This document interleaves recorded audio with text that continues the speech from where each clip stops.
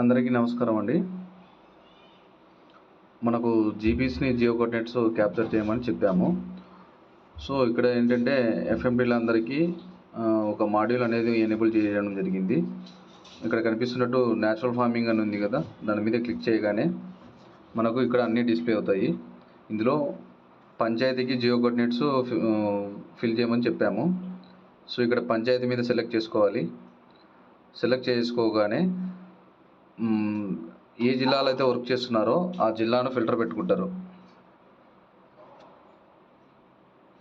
ఆ జిల్లాలో మీరు ఏ మండలంలో పనిచేస్తున్నారో ఆ మండలంని ఫిల్టర్ చేసుకుంటారు. ఇక్కడ జిల్లా అండ్ మండలంని బేస్ చేసుకొని మనకు జీబీస్ అనేది ఫెచ్ అవుతాయి. ఇక్కడ కనిపిస్తున్నట్టు మీకు కూడా నెంబర్ కనిపిస్తుంది 18/18. సో, ఈ విధంగా మీ పరిధిలో ఎన్ని జీబీలు ఉన్నాయనే కౌంట్ కనిపిస్తుంది. ఇందులో మీరు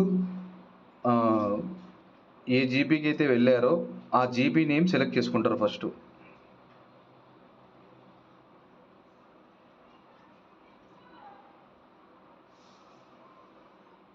సో, ఇక్కడ కనిపిస్తున్నట్టు అన్ని జీబీల నేమ్స్ కనిపిస్తాయి. ఇందులో మీరు ఏ జీబీకి అయితే వెళ్ళారో ఆ జీబీ నేమ్ను మీరు సెలెక్ట్ చేసుకుంటారు. సెలెక్ట్ చేసుకోగానే ఇక్కడ మనకు డేటా అనేది చూపిస్తుంది. కిందికి వెళ్తే మీరు ఎప్పుడు క్యాప్చర్ చేశారో అని అన్ని డీటెయిల్స్ కనిపిస్తాయి.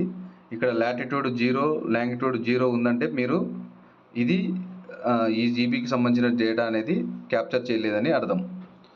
సో, ఇక్కడ ఏంటంటే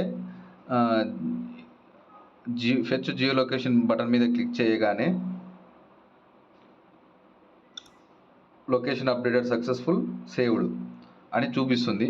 అలా వచ్చినప్పుడు మాత్రమే మీరు ఇచ్చిన జియో కోఆర్డినేట్స్ అప్డేట్ అవుతాయి. ఈ విధంగా అప్డేట్ అయినప్పుడు మనం చెక్ఇన్ చెక్అవుట్ చేసుకోవడానికి ఈ విధంగా ప్రతి జీబీ యొక్క జియో కోఆర్డినేట్స్ అనేది అవసరము. సో, ఇది ఒక జీబీకి జియో కోఆర్డినేట్స్ అనేది అప్డేట్ చేశారు. తర్వాత సేవ్ కొట్టారు. నెక్స్ట్ ఇంకొక జీబీకి చేయాలి. మళ్ళీ బ్యాక్ వస్తారు, సెకండ్ జీబీకి వెళ్తారు.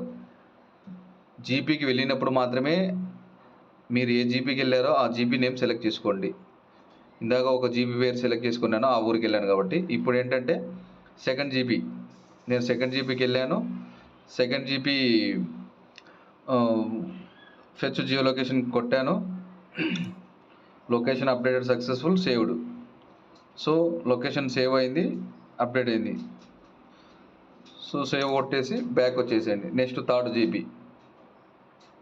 సో, ఈ విధంగా కింద లాటిట్యూడ్ లాంగిట్యూడ్ 0 ఉన్నటివన్నీ కూడా మీరు అప్డేట్ చేయాలి అండి. ఒకవేళ ఇక్కడ మీకు కనిపిస్తున్న జీబీ ఇక్కడ చూపిస్తుంది చూడండి. ఇక్కడ జీబీ మీరు వెళ్ళిన జీపీ ప్రదేశం ఈ నేమ్ కూడా కనిపిస్తుంది. ఒకవేళ ఇది మ్యాచ్ అవ్వకపోతే ఫెచ్ జియో లొకేషన్ మీద క్లిక్ చేయండి. డేటా అనేది అప్డేట్ అవుతుంది ఆటోమేటిక్గా. ఓకేనా, సేవ్ చేయండి. సో, ఇది ప్రాసెస్. సో, ఇది అందరూ కూడా ఎఫ్ఎండి వారిగా వాళ్ళ పరిధిలో ఉన్న గ్రామాలన్నీ కూడా జియో కోఆర్డినేట్స్ అనేది ఫిల్ చేయాలండి.